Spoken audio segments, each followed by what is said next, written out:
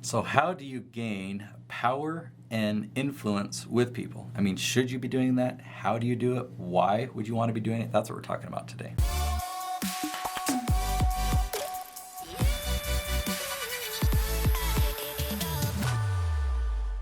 Okay, so what would seem to me to be a bit of a departure from the standard Nate talks, the topic of today's episode is how to gain greater influence with people and power. Yeah, this even. is actually You're using core. the word power. Tell me about this that. is core to YouTube, because with YouTube, you're building a following. You're gaining influence. You're getting power and control over people.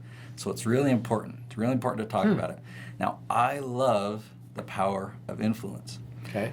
And I'm not shy about talking about religion. I'm going to bring some religion into this because I believe that God wants us to have influence. Okay. But I also believe God wants us to get rid of all pride. So that's kind of a good safety net. If we're going to be influential without pride, then we're using influence for good.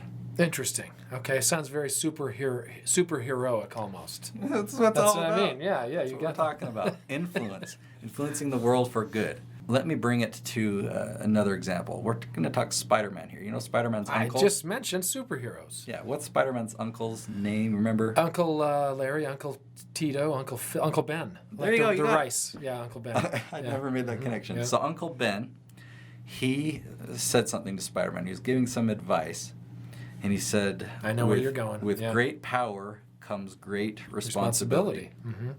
Think about all the heroes that we have, or that kids aspire to, athletes or actors that have a lot of influence that don't use that in a good way. Yeah. Remember Charles Barkley's old, I don't know if you were around, he had a commercial when he was playing. You know who Charles Barkley is? I do. I don't remember the commercial. I think it was Barkley who said, I ain't no role model. And he kept saying that. I'm not a role model. And it was him or somebody like him.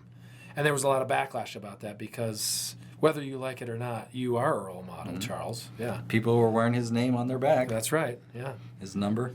So, yeah, with great power comes this responsibility to use that influence in a positive way. And I love seeing good examples of that. I highlight it on my social media feeds when I'll see somebody that has, they're real famous. They're a celebrity or something, and they're using that influence in a good way. That's a very good thing. I know you've mentioned Will Smith a couple tihas. That one comes to mind. Is that what you're talking about? You perceive that his... Yeah, I would say I like most of his stuff. Most of his stuff is really good, and he has a good message. He's motivational. He's inspirational to me. So, all right. So now let's switch it to you, because you have an expertise.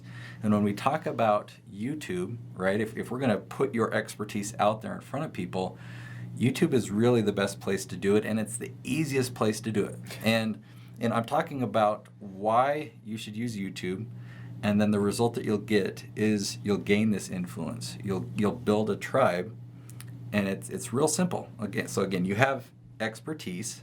The problem is people don't know you. They don't know that you exist. Yeah, they don't. You gotta have.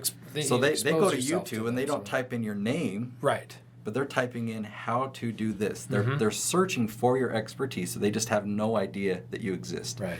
So how do we fix that? Yeah. All you have to do is make a video that answers their question.